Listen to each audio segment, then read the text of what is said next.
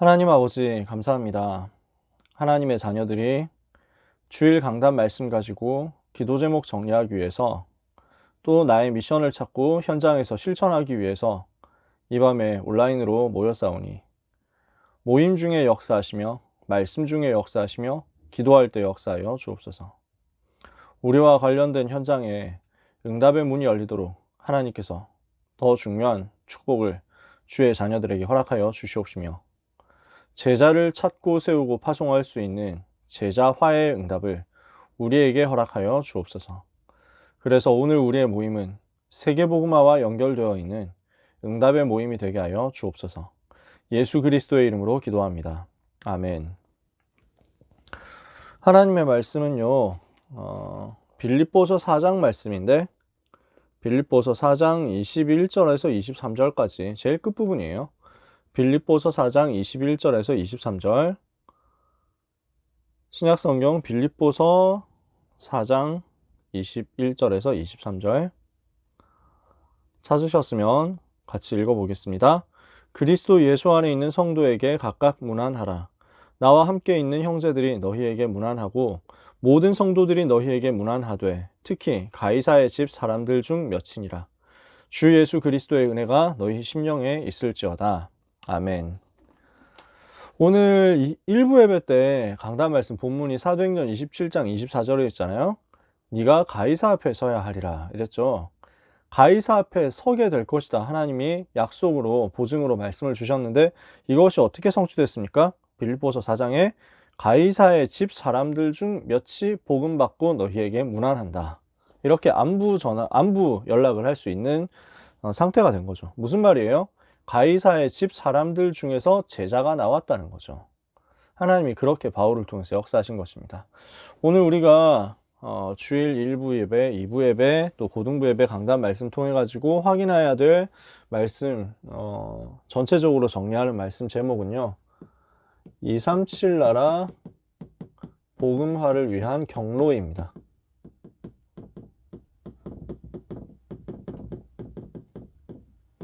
성경 관련된 성경이 많이 있지만 대표적으로 여기를 찾아본 거예요. 몇 군데만 보자 해가지고 찾아본 겁니다.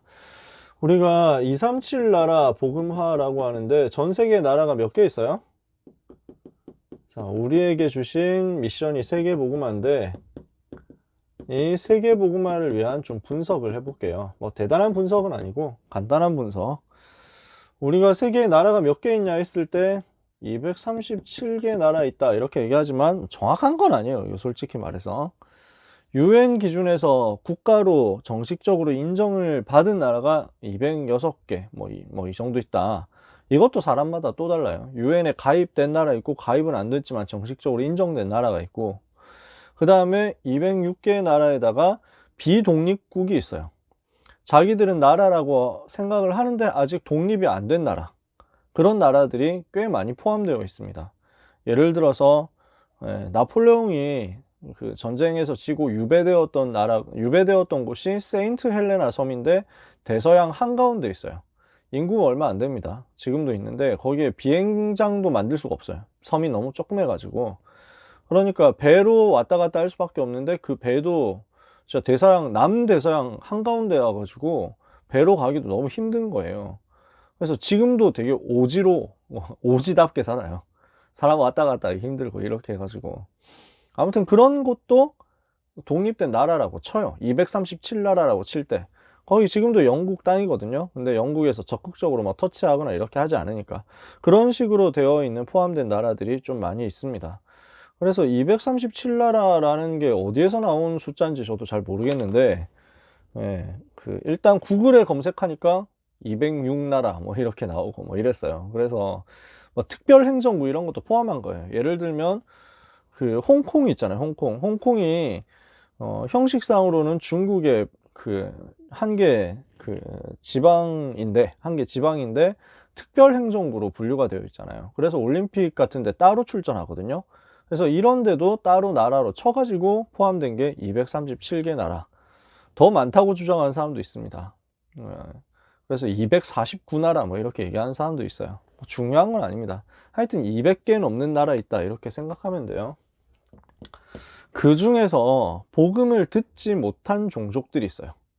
이것도 그냥 뭐 학자마다 견해가 다르니까 꼭 몇 개다 이렇게 얘기할 수는 없고요. 그냥 제가 최신 자료라고 하긴 그렇고 그냥 방금 구글에 검색해 본 거예요. 제일 쉽게 말해서 구글 검색해 보니까 8월 달에 뭐 언론 기사가 있어. 8월 달에 어떤 기독교 언론에서 보도를 한 내용인데, 여기에서 이 보도상에 따르면 미전도 종족의 정의는 복음화율 2% 미만입니다.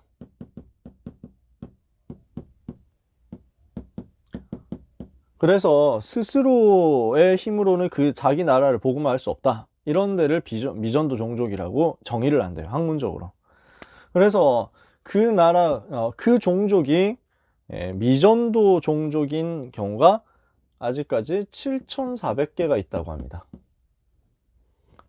그래서 세계 인구로 따지면 42%나 해당된대요. 32억 명이나 된대요. 왜 그렇게 말할까요? 복음화율이 2%안 되는 동네가 많아가지고. 저희 무슬림 나라 같은 경우는 복음화율 1%도 안 되는 경우가 되게 많잖아요.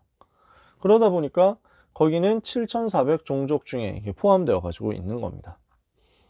그리고 나서 복음화율 0% 나라도 있어요. 부족도 있어요. 그러니까 이거는 한 번도 복음을 못 들어봤다는 거죠. 요거는 많이 줄었는데 200개 있다고 합니다. 요런 종족들은 이제 숨어 있는 거죠. 숨겨져 있는 종족들이 아직도 좀 있어요. 예를 들면은 이제 중국에 소수민족들이 되게 많이 있거든요. 그 소수민족 중에 제가 딴 데서 언젠가 한번 언급을 한 것 같은데 어디서 언급했는지 모르겠는데요. 중국의 이 소수민족은 절벽 위에 살아요. 이 소수민족은. 그래서 왜 절벽 위에 살게 됐냐 하니까 이제 하도 전쟁이 많아가지고 전쟁을 피하기 위해서 절대 못 쳐들어올 곳으로 가야 되겠다, 이렇게 해가지고 기어서 올라간 거예요. 어떻게 기어서 올라가가지고 거기에서 살게 된 거죠. 그러니까 절벽이니까 얼마나 힘들겠어요. 학교 같은 게 없거든요. 학교 가려고 하면은 절벽에서 사다리 타고 내려와야 됩니다. 자, 사진을 봤는데 너무 좀 뭐랄까 마음이 짠하더라고요. 초등학생 이런 애들이 사다리를 수백 미터 되는 것 같아요. 뭐 잘 모르겠지만 정확한 높이는 잘 모르겠어요. 근데 하여튼 수백 미터, 수백 미터는 아니겠죠. 설마 수십 미터 정도 되겠죠. 그것만 해도 떨어지면 죽는데요. 그 수십 미터에 놓여져 있는 사다리를 이렇게 내려가 가지고 학교를 가요. 그러니까 뭐 더 어린 아이들 같은 경우는 엄마나 아빠가 이렇게 이제 막 이렇게 업고 이렇게 해가지고 싸게 해가지고 딱 맨 다음에 엄마 아빠가 이렇게 잡고 내려가는 거지. 마음에 되게 좀 뭐랄까 많은 생각이 들더라고요. 저런 종족에 한 번도 복음이 전해진 적 없겠다, 이 생각이 드는 거죠. 어떤 학교 다니기 힘든 뭐 종족들이 또 있는데, 예를 들어서 저기 막 히말라야 산맥 부근 이쪽에 보면은 뭐 파미르 구원지대 이런 쪽에 보면은 또 종족들이 사는데, 여기에도 학교를 가기 위해서는 진짜 뭐 수십 킬로 수백 킬로를 가야 되는 거예요. 뭐 정확한 데이터는 아니고 제가 그냥 영상으로 지나가다가 한번 본 거니까요.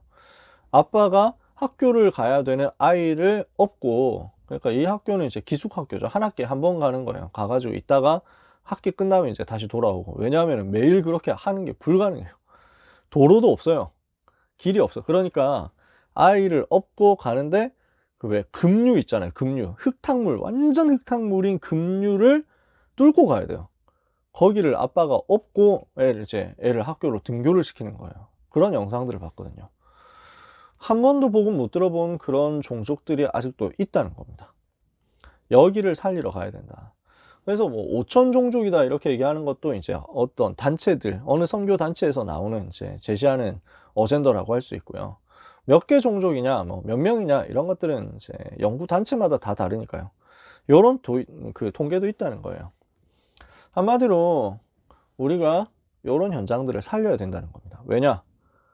예수님이 얘기하셨거든요. 마태복음 24장 14절에 이 천국 복음이 모든 민족에게 증거되기 위하여 온 세상에 전파되리니 그제야 끝이 오리라.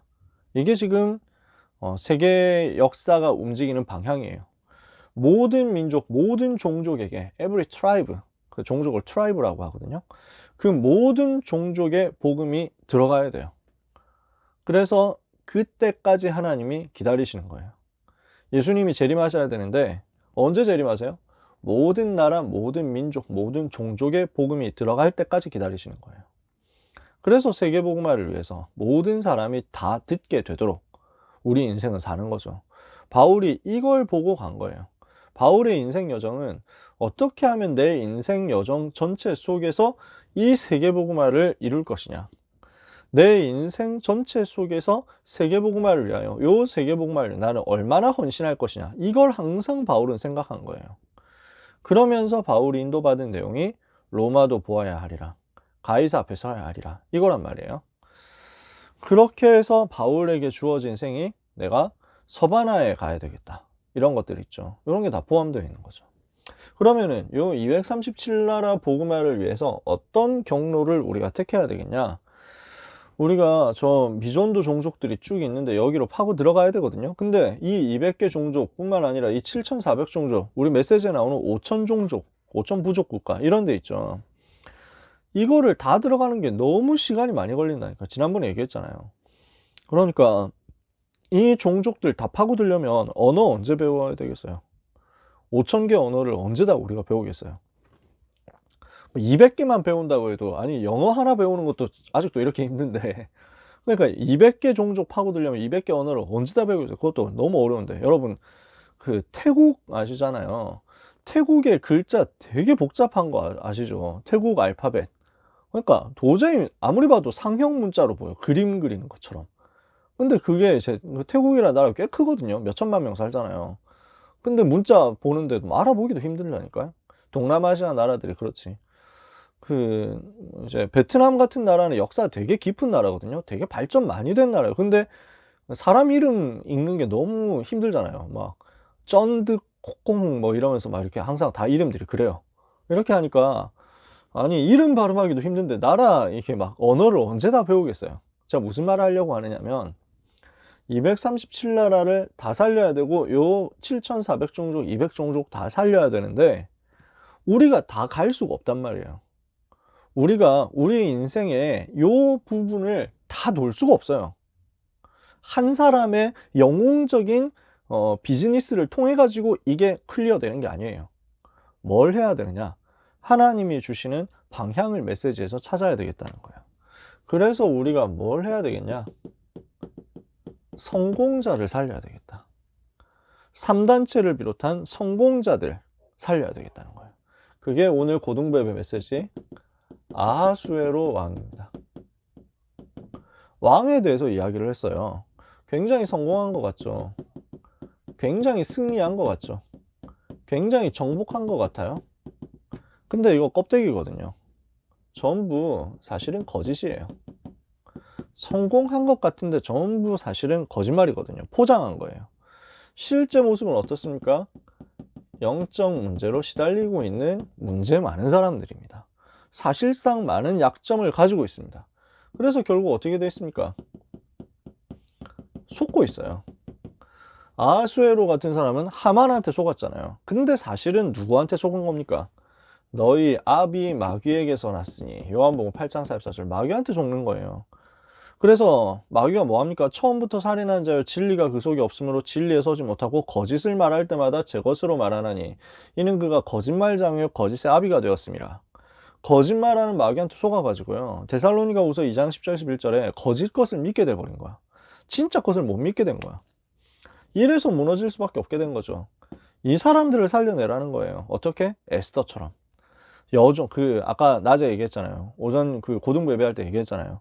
저 나만 장군에게 답을 전달한 여종처럼 성공자의 숨겨진 문제를 알고 답을 줄 수 있는 렘넌트가 전도자로 일어나서 이 현장으로 가야 됩니다.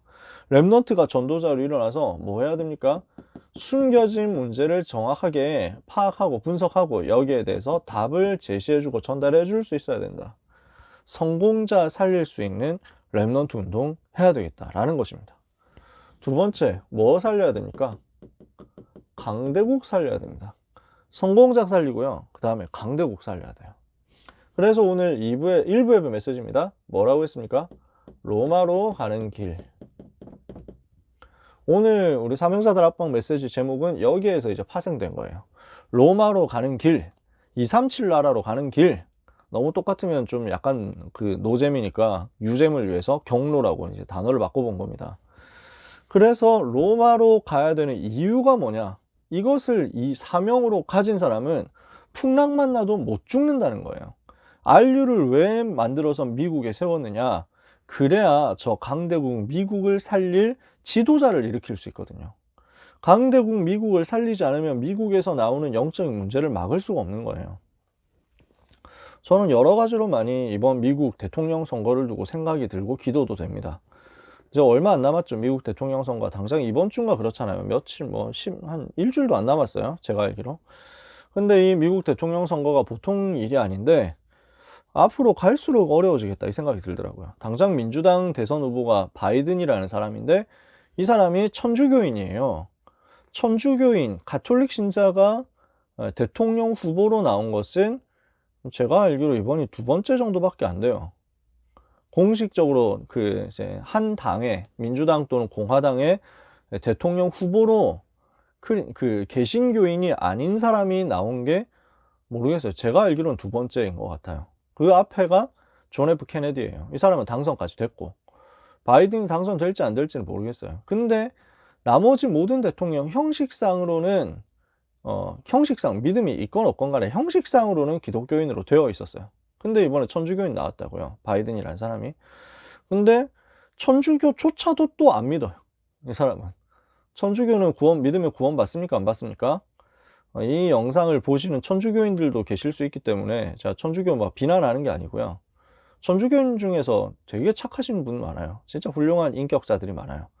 근데 천주교 교리대로 하면은 좀 어렵습니다. 왜냐하면은 천주교 교리에서는 선행이 필요하다고 얘기하거든요. 근데 성경은 선행 얘기하지 않거든요. 믿음으로 구원받는다고 하지. 그래서 천주교인 중에도 가끔 교리대로 믿지 않고 성경대로 믿으시는 분들이 있습니다. 그러면 구원받겠죠. 근데 이 바이든이라는 사람은 그것도 아니야. 보니까 아예 성당도 안 나간 지 너무 오래됐대. 그러니까 믿음이라고는 전혀 없는 거죠. 종교적 믿음이라는 게 없어요.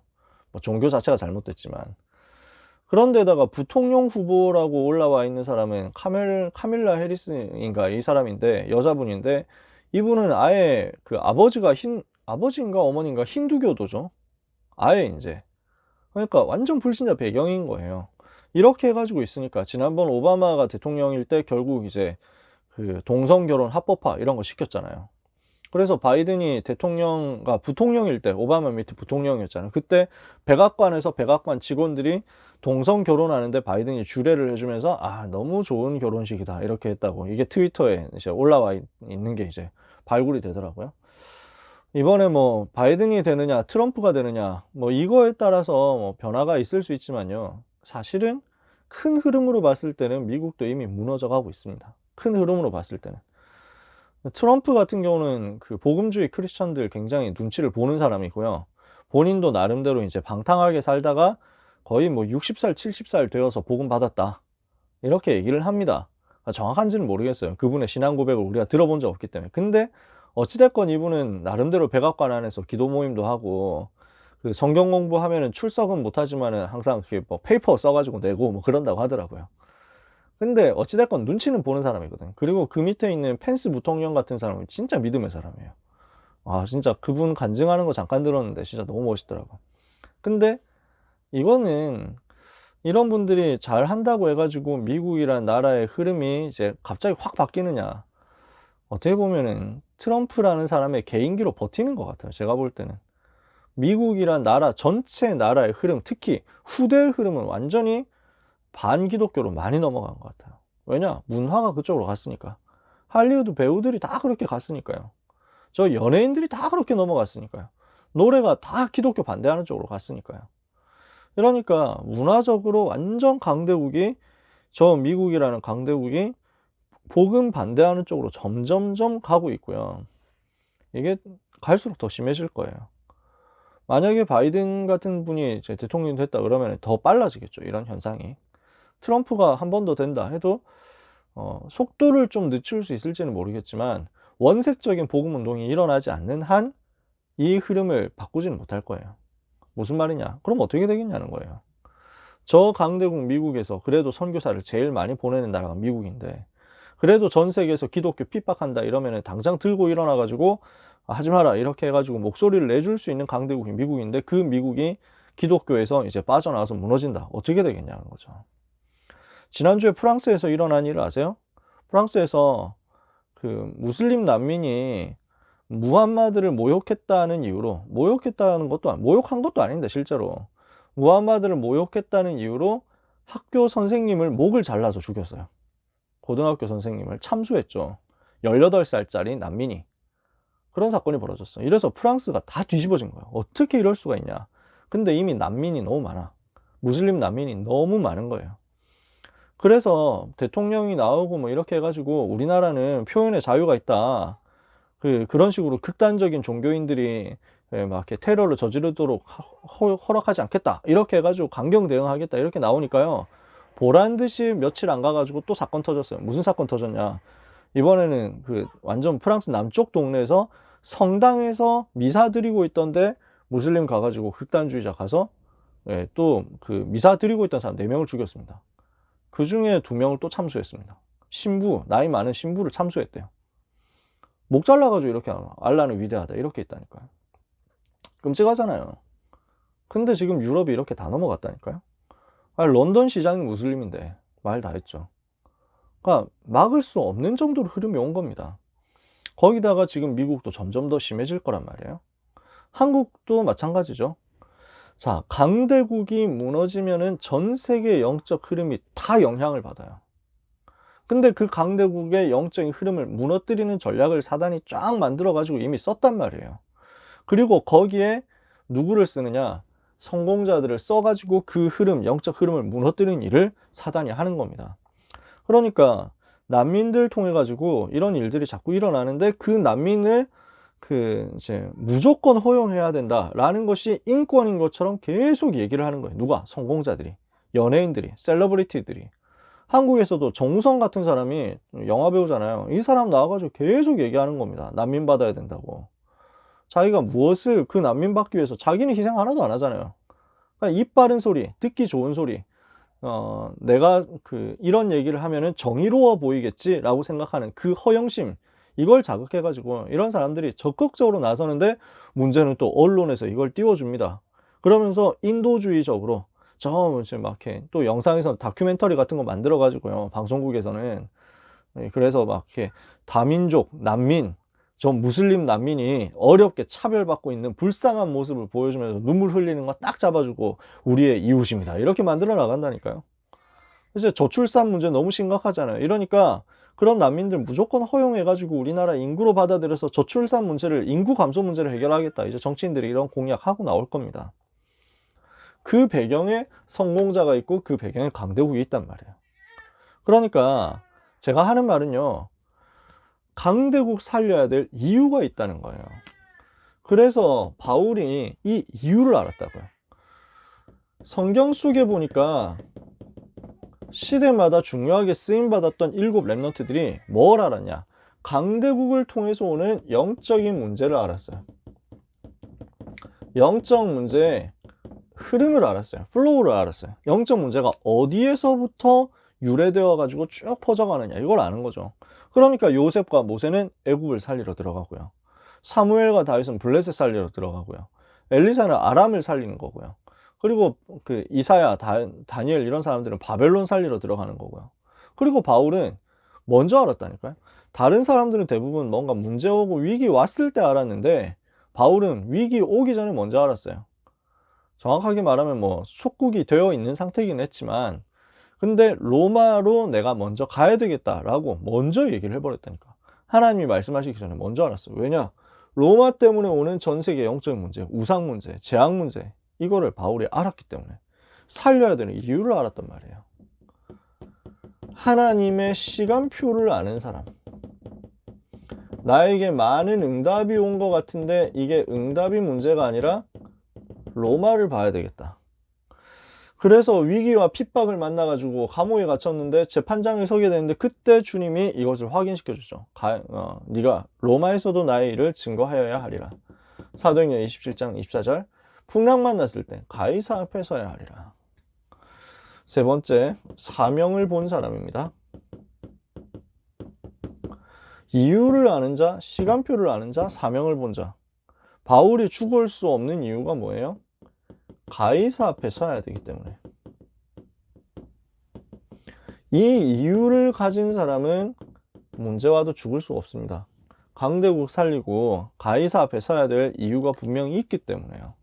절대로 무너질 수 없는 거예요. 이 사람을 하나님이 축복하셔야 되는 거예요. 그러면 강대국 살리고 저 약한 나라는 가면 안 됩니까? 그런 말이 아니에요. 뭘 해야 되느냐? 세계를 변화시켜야 돼요. 그래서 뭘 해야 되냐 앞으로? 이걸 가지고 전체를 살려야 돼요. 성공자 살리고 성공자 통해서 강대국 간다? 그러고 나면은 이것을 중심으로 해서 전체를 살리는 거예요. 파고드는 거죠. 요셉이 뭘 합니까? 애굽을 살리잖아요. 어떻게 살리죠? 성공자를 살려서. 저 보디발을 살리고 그 다음에 장관을 살리고 그 다음에 파라오를 살리잖아요. 이렇게 하니까 성공자 살리니까 강대국 애굽 전체의 흐름을 바꿀 수 있죠. 강대국 애굽을 살리고 나니까 이제는 곡식을 팔면서 전 세계 애굽에서 기금 문제 애굽에서 기금 문제 해결하겠다 하고 오는 이 모든 나라 사람들에게 복음을 설명할 수 있게 되는 거예요. 전체를 살리게 되는 거죠. 성공자 살리고 강대국 살려서 전체를 살리는 쪽으로 가라. 이게 오늘 2부 예배 메시지 통해서 우리가 받을 수 있는 이제 그 실말입니다. 세계를 변화시키는 하나님의 방법, 이렇게 말씀했습니다. 오늘 우리는 진짜 이거 붙잡아야 돼요. 어떻게 하면 우리가 세계를 변화시키겠느냐?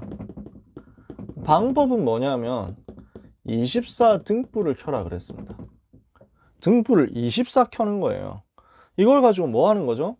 기도하는 건데, 이렇게 기도가 되어지면 어떻게 됩니까? 교회가 살아나요. 백성들이 살아난다고요.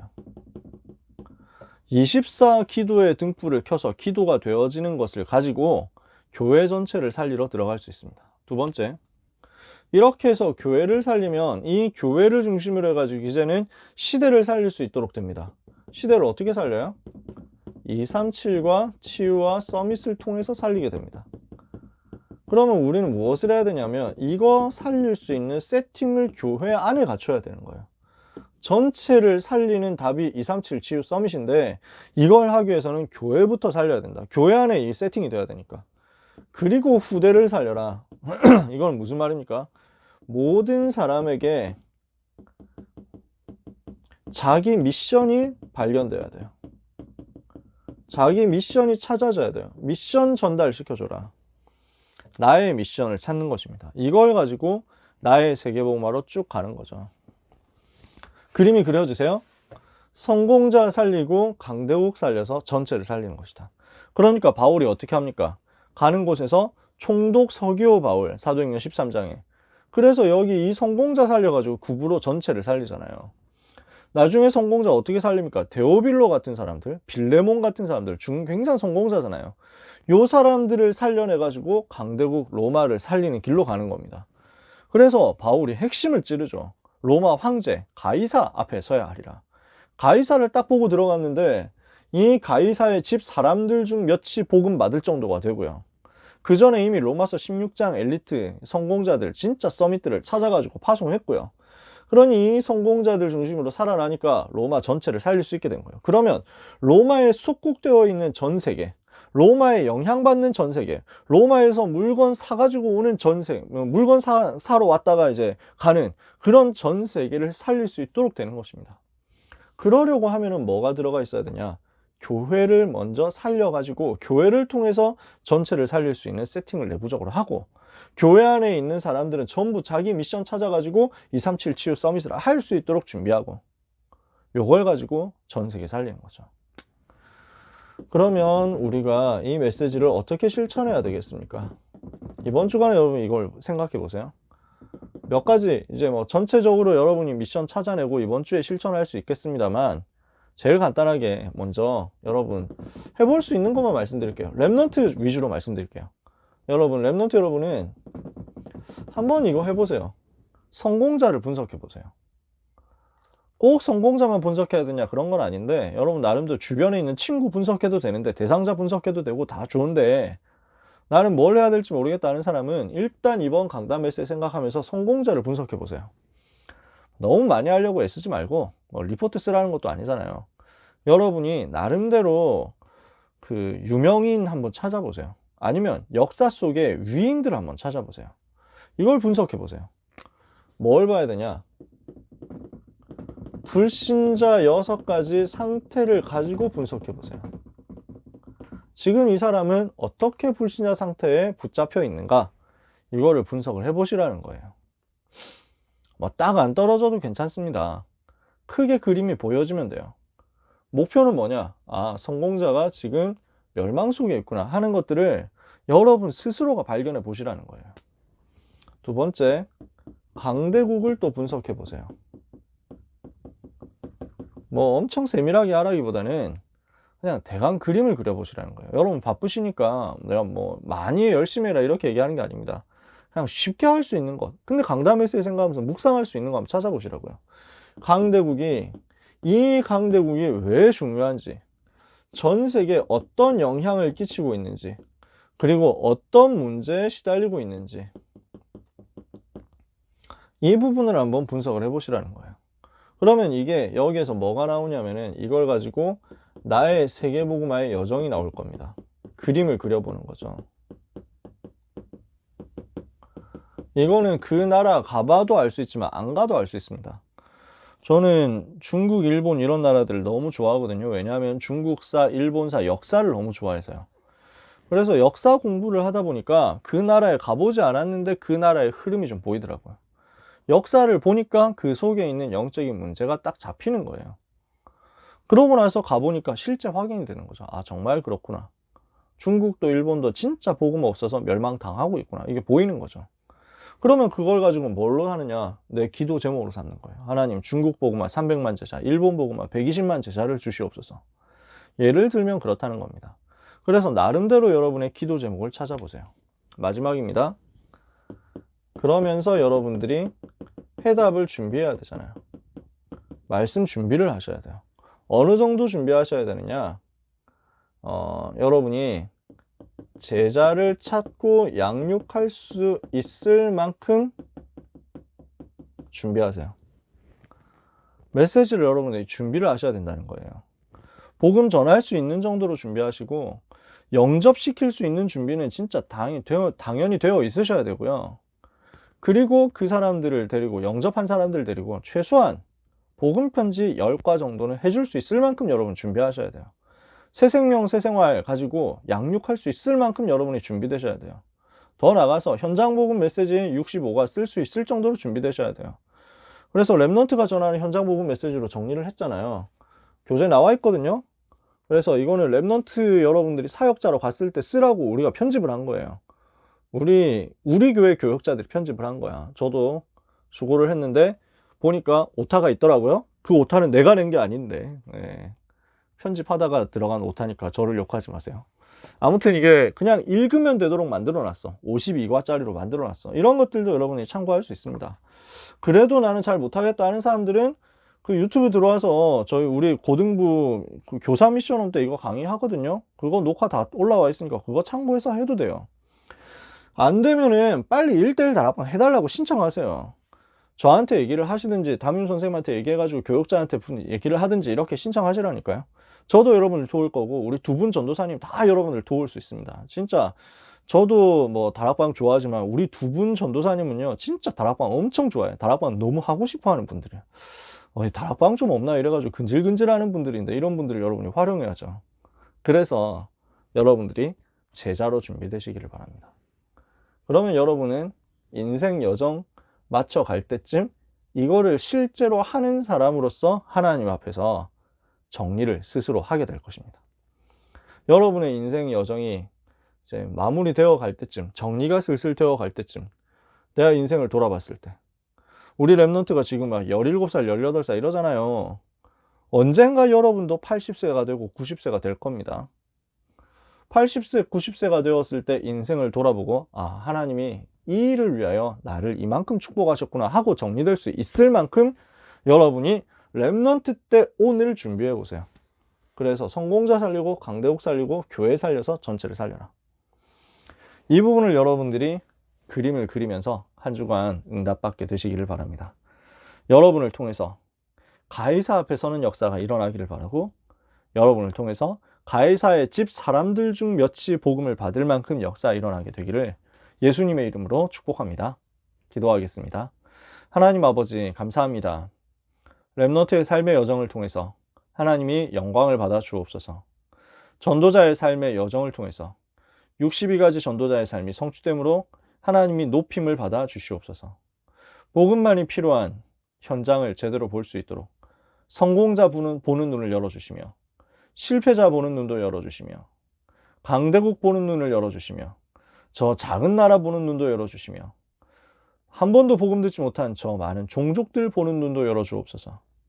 어떻게 해야 여기에 복음 전할 수 있을 것이냐를 두고 하나님과 나와의 소통되는 이면계약이 기도 속에서 찾아지게 되기를 원합니다. 오늘 2부 예배 강단에서 주신 말씀대로 우리 렘넌트들에게 기도가 사실적으로 회복되는 역사 있게 하여 주옵시며, 기도하다가 참된 응답이 임하는 기도 제목이 하나님이 주시는 것으로 발견되어서 정리되어서 계속해서 24 기도가 되어지고 25 영혼의 응답이 되어지는 역사 있게 하여 주옵소서. 하나님을 가장 기쁘시게 하는 우리 렘넌트와 전도자들이 되도록 하나님이 역사하여 주시옵소서. 주 예수 그리스도의 이름으로 기도합니다. 아멘.